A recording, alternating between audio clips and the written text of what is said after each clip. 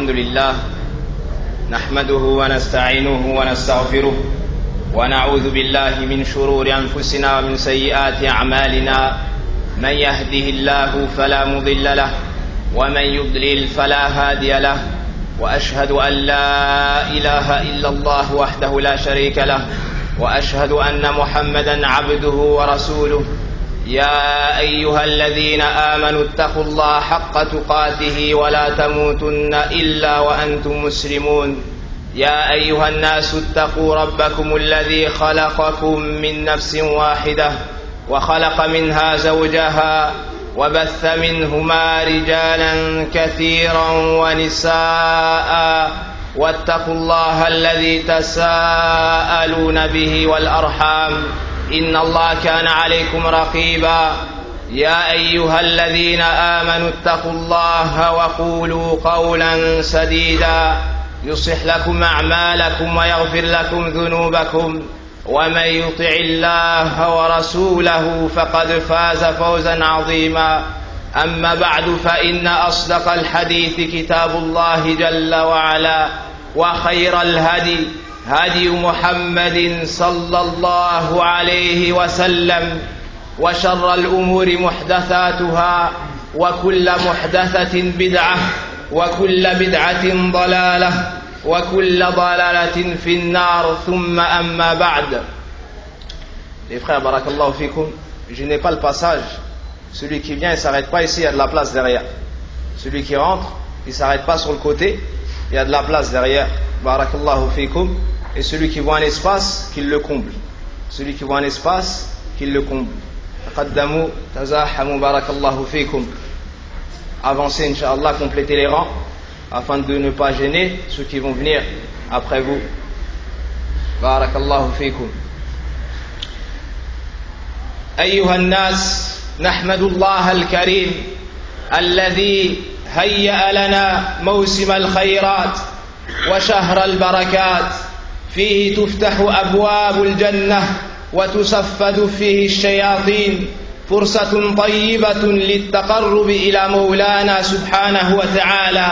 قال تبارك وتعالى شهر رمضان الذي أنزل فيه القرآن هدى للناس وبينات من الهدى والفرقان. أول ما فرض على الناس صيام صوم يوم عاشوراء كما في حديث معاوية رضي الله عنه قال النبي صلى الله عليه وسلم لما صعد المنبر إن الله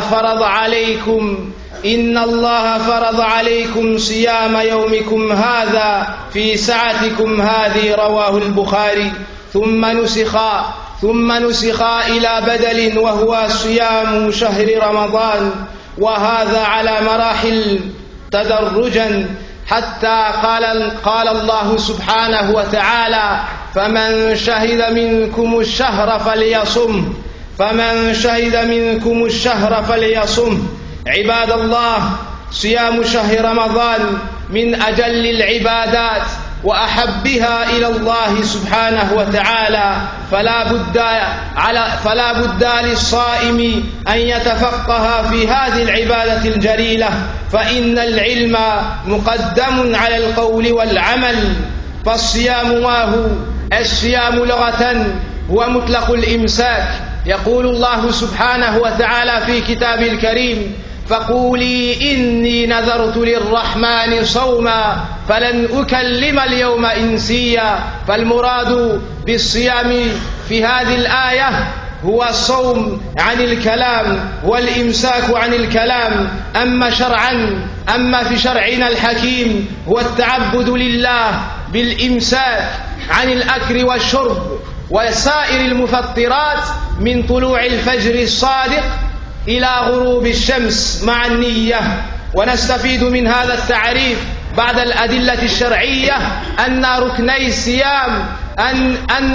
الصيام الإمساك مع النية، الإمساك والنية. أما حكم الصيام فمعروف لدى الجميع، هو واجب وجوب عيني. قال تعالى يا أيها الذين آمنوا كتب عليكم الصيام كما كتب على الذين من قبلكم كتب عليكم الصيام كما كتب على الذين من قبلكم لعلكم تتقون. وقال النبي صلى الله عليه وسلم: بني الإسلام على 5: شهادة أن لا إله إلا الله وأن محمدا رسول الله، وإقام الصلاة وإيتاء الزكاة، وحج البيت وصوم رمضان. متفق عليه من حديث ابن عمر رضي الله عنهما.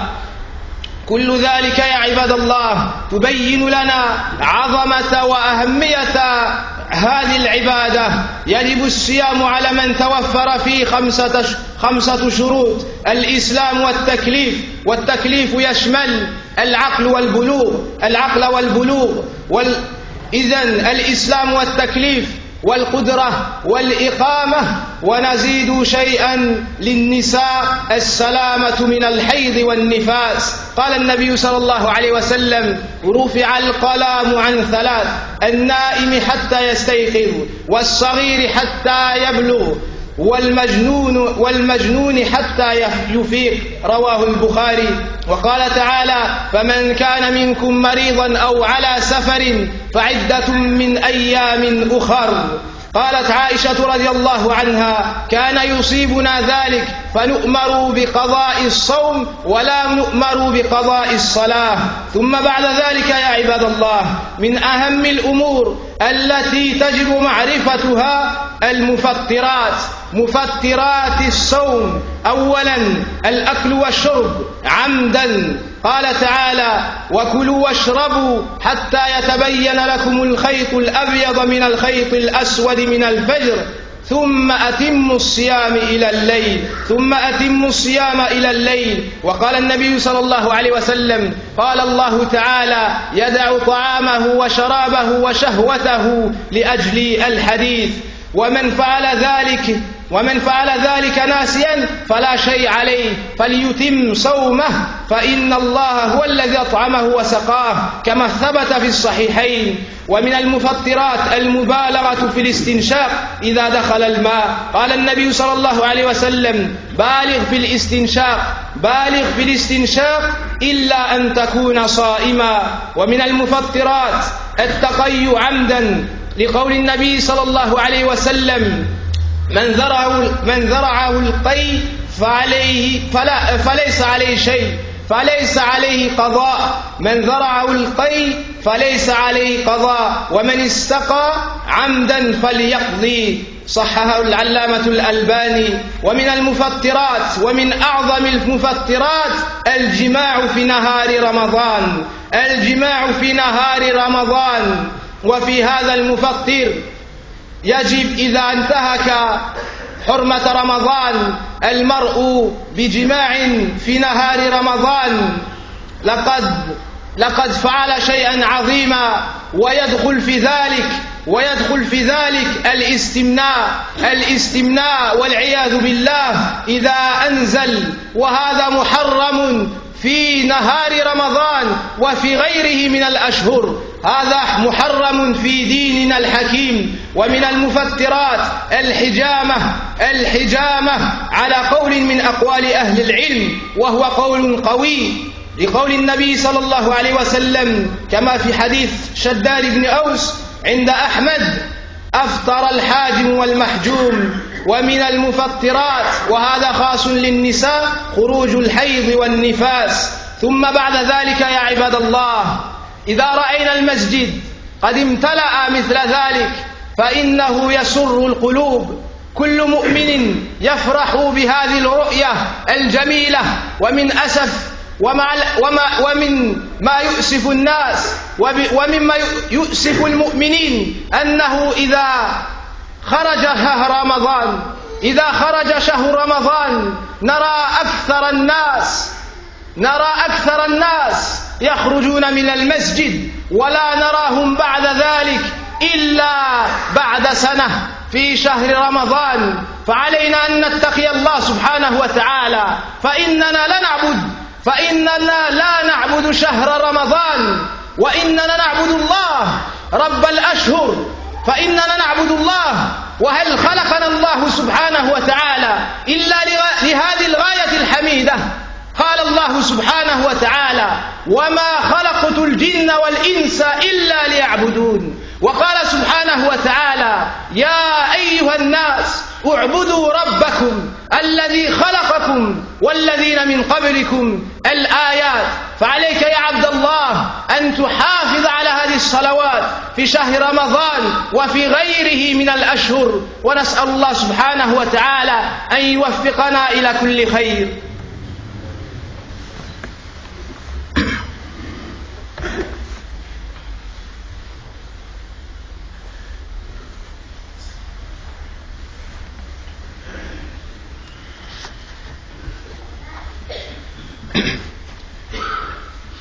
الحمد لله رب العالمين والصلاة والسلام على خير خلق الله أجمعين ثم أما بعد. Chers frères, nous est venu un invité qu'on a tant attendu, un invité pour lequel on s'est préparé, et nous voici qu'il nous est venu.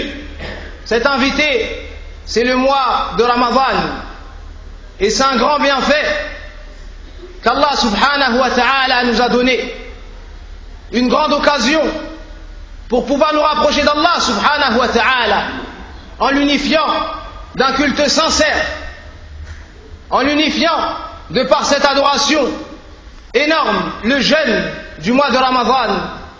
Nous voici venus une occasion par laquelle on pourra avoir l'agrément d'Allah et la sécurité devant le feu de l'enfer. Durant ce mois, on ouvre les portes du paradis et on enchaîne les démons les plus dangereux pour le fils d'Adam. Allah subhanahu wa ta'ala nous dit dans le Coran, le mois du Ramadan au cours duquel le Coran a été descendu comme guide pour les gens et preuve claire de la bonne direction et du discernement. Un des grands bienfaits qui nous est parvenu durant ce mois est la révélation du Coran et la révélation du meilleur livre qui a été révélé sur le cœur du meilleur prophète qui a été envoyé, Muhammad ibn Abdillah sallallahu alayhi wa sallam. Au début, Allah subhanahu wa ta'ala a rendu obligatoire aux croyants le fait de jeûner un seul jour, et c'était le jour de Ashura. Le prophète sallallahu alayhi wa sallam a dit aux compagnons, Allah vous a ordonné de jeûner aujourd'hui à cette heure-ci. Ensuite, cela a été abrogé et on a rendu obligatoire aux croyants de jeûner un mois complet, le mois de Ramadan. Le mois de Ramadan, les frères, il n'est pas permis de parler pendant la khutbah. La yajuzul kalam fi athna al khutbah. Barakallahu fikum. C'est interdit, le prophète sallam a interdit de parler pendant la khutbah. Barakallahu fikum. Ensuite, cela a été abrogé et a été remplacé donc par le jeûne du mois de Ramadan. Mais au début, on avait le choix entre jeûner le mois et nourrir un pauvre pour celui qui était capable de jeûner, mais qui préférait ne pas jeûner. Ensuite, Allah a abrogé tout cela et nous a rendu obligatoire de jeûner le mois complet, qui est soit de 29 jours, soit de 30 jours, car ce sont des mois lunaires. Donc la révélation nous est venue petit à petit par miséricorde de la part d'Allah subhanahu wa ta'ala envers ses serviteurs. Sachez mes chers frères que le jeûne du mois de Ramadan fait partie des meilleures adorations et des plus aimées auprès de notre Seigneur Allah subhanahu wa ta'ala. Il incombe donc à l'ensemble des musulmans et l'ensemble des musulmanes de se cultiver et d'apprendre les règles relatives au jeûne du mois de Ramadan. Le jeûne, que signifie le jeûne? Le jeûne dans la langue arabe, as-siyam, c'est la retenue, le fait de s'arrêter de faire une chose, le fait de s'arrêter de marcher par exemple, de boire, de manger, de parler. Dans notre religion, le jeûne, c'est une adoration. C'est une adoration qui consiste à s'abstenir de boire, de manger et de l'ensemble des choses qui peuvent nous faire rompre notre jeûne. Et cela de l'heure de la prière du matin, al-fajr, de l'aube jusqu'au coucher du soleil, al-maghrib. Et cela doit être avec une intention précise. C'est l'intention de jeûner un jeûne obligatoire qui est le mois de Ramadan. Et de cette définition, et avant cela des textes, on tire que le jeûne du mois de Ramadan est bâti sur deux piliers. Le premier pilier, c'est le fait de s'abstenir de tout ce qui peut nous faire rompre notre jeûne. Le deuxième pilier, c'est l'intention. Voici les piliers du jeûne du mois de Ramadan. Allah subhanahu wa ta'ala nous enseigne que ce jeûne est obligatoire en nous disant « Ô vous qui avez cru, il vous a été rendu obligatoire le jeûne, tout comme il a été rendu obligatoire aux gens avant vous, afin que vous atteigniez la piété. » Et le prophète sallallahu alayhi wa sallam nous montre l'importance et l'obligation de cette adoration en nous disant « L'islam est bâti sur 5. L'islam est bâti sur 5. Sur le fait de témoigner que nulle divinité ne mérite véritablement d'être adorée si ce n'est Allah, et que Mohammed est le messager d'Allah, d'accomplir la prière, de s'acquitter de l'aumône légale, c'est-à-dire la zakat, d'accomplir le pèlerinage à la maison sacrée et de jeûner le mois de Ramadan. Donc voyez-vous, ne voyez-vous pas que le mois de Ramadan, le jeûne du mois de Ramadan est des plus grandes adorations et des adorations fait partie des adorations les plus aimées auprès d'Allah subhanahu wa ta'ala. 5 conditions, celui qui les réunit sera obligé de jeûner, qu'il soit un homme ou qu'il soit une femme. La première condition c'est l'islam, la deuxième condition c'est la responsabilité, et cela englobe 2 choses. Cela englobe 2 choses, la raison. Celui qui a perdu la raison n'est pas obligé de jeûner, il ne doit pas jeûner, cela n'est pas accepté de lui. L'enfant n'est pas obligé de jeûner, et s'il jeûne après avoir atteint l'âge du discernement, son jeûne sera accepté car il aura l'intention. La troisième condition, la capacité. La capacité. La quatrième condition, le fait d'être résident. Celui qui est en voyage a le choix. Il peut jeûner ou ne pas jeûner. Et s'il ne jeûne pas, il devra rattraper un nombre de jours égal après le Eid. Après le Eid, il aura 1 an, c'est-à-dire jusqu'avant le mois de Ramadan prochain, pour rattraper ces jours-là. Et une condition supplémentaire particulière aux femmes, elles ne doivent pas être en période menstruelle, elles ne doivent pas avoir leurs règles ni leurs lochis. Et les lochis sont le sang qui viennent à la femme après l'accouchement. Lorsque la femme a cela, elle ne doit pas jeûner. Elle ne doit pas jeûner. Le prophète sallallahu alayhi wa sallam nous dit, la plume a été levée pour 3 personnes, pour 3 catégories de personnes. Celui qui dort jusqu'à ce qu'il se réveille, celui qui a perdu la raison jusqu'à ce qu'il la retrouve, et l'enfant jusqu'à ce qu'il atteigne la puberté. Et sachez que la puberté s'atteint par une de 4 choses. La première chose, c'est le fait d'avoir 15 ans, ou de compléter 15 ans. Celui qui va sur sa 16e année est automatiquement pubère. Il devra jeûner donc le mois de Ramadan.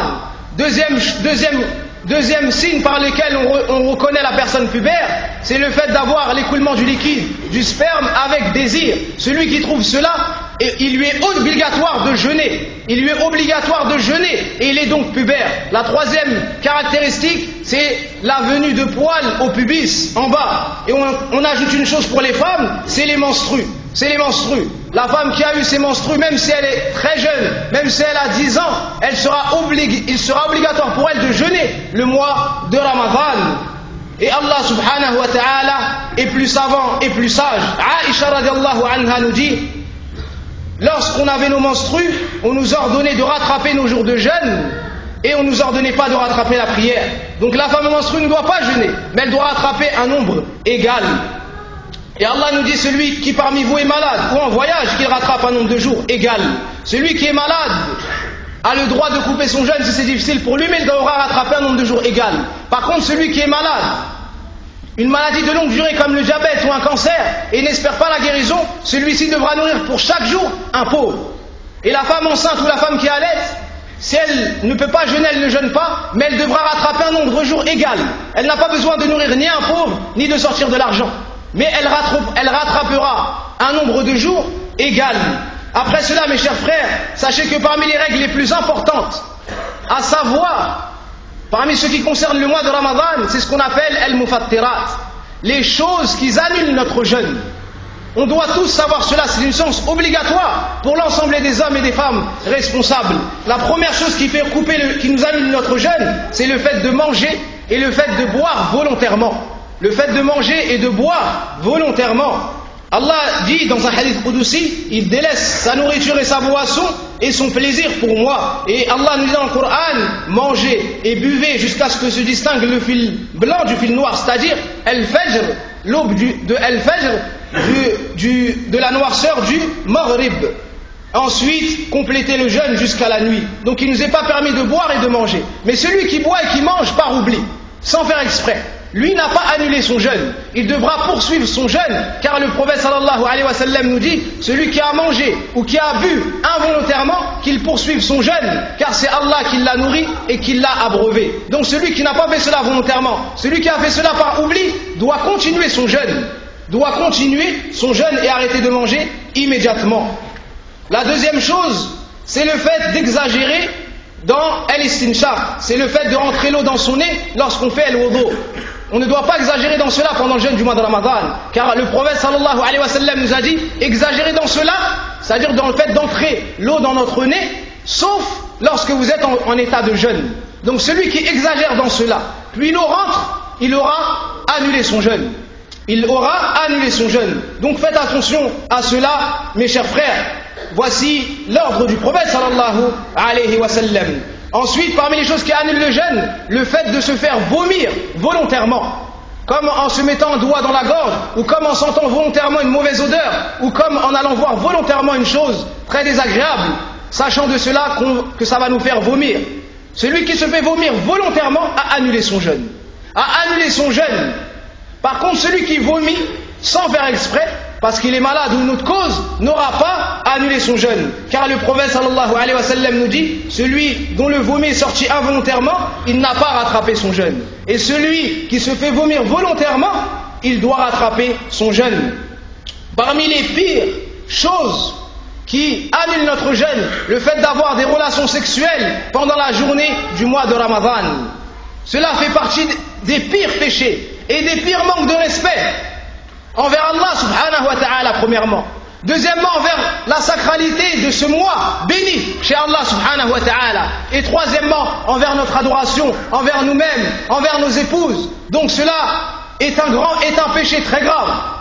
Est un péché très grave. On doit s'éloigner, c'est-à-dire d'avoir des relations pendant le jour du mois de Ramadan. Parmi les choses interdites et qui également annulent le jeûne, le fait de se faire sortir volontairement le liquide par la masturbation ou autre. Celui qui fait cela aura annulé son jeûne. Si le liquide sort, si le liquide ne sort pas, il aura diminué son jeûne, commis un péché, il devra se repentir mais n'aura pas annulé son jeûne. Mais si le liquide sort, il a annulé son jeûne et devra se repentir. Parmi les annulatifs, al-hijama, la saignée, le fait de se faire sortir le sang par une méthode qui s'appelle al-hijama. Car le prophète sallallahu alayhi wa sallam nous dit, a rompu son jeûne celui qui effectue cela et celui à qui on fait cela, celui à qui on fait sortir le sang. Et on rajoute une chose pour les femmes, la venue de leurs menstrues et des lochis. La femme, lorsqu'elle a ses menstrues ou ses lochis, si elle est en état de jeûne, ça annule son jeûne, ça coupe son jeûne. Et si elle a ses menstrues avant de jeûner, elle ne doit pas jeûner. Et pour conclure, un conseil, mes chers frères, qui a la plus grande importance. Ce conseil est que pendant le mois de Ramadan, on voit les mosquées remplies, bihamdillahi azza wa jal. Et cela fait partie des choses qui font bouger les cœurs et qui produisent la plus grande joie aux musulmans. Mais malheureusement, chaque année, chaque année, on voit que le dernier jour du jeûne, après le dernier jour du jeûne, à l'entrée du mois de Shawwal, après le Eid, où sont vos visages, mes chers frères? Où sont vos visages? On voit beaucoup de personnes pendant le mois de Ramadan dans les mosquées, à la prière du Fajr, du Dhahr, du Asr, du Maghrib et du Isha, et même pendant le Qiyam, même pendant le Tarawih. Et lorsque ce mois béni s'en va, voici que beaucoup de personnes s'en vont avec ce mois. Mes frères, on a été créé que pour adorer Allah subhanahu wa ta'ala. Allah dit dans son livre, je n'ai créé les djinns et les hommes que pour qu'ils m'adorent. Tu n'adores pas le mois de Ramadan, mon frère. Et toi non plus, ma sœur, tu adores Allah subhanahu wa ta'ala. Celui qui t'a créé à partir de rien. Celui qui a créé toutes choses. Celui qui, lorsqu'il décide une chose, il dit soit et elle est. Celui qui a créé les cieux et la terre. Celui qui t'a guidé à l'islam. Celui qui t'a donné l'ensemble de tes subsistances et des bienfaits. Tu dois donc l'adorer d'un culte sincère pendant le mois de Ramadan et après le mois de Ramadan. Fattaqullah ya ibadallah. Craignez Allah subhanahu wa ta'ala. Nous voici venus un mois par lequel on peut entrer au paradis, par lequel on peut gagner la miséricorde d'Allah subhanahu wa ta'ala.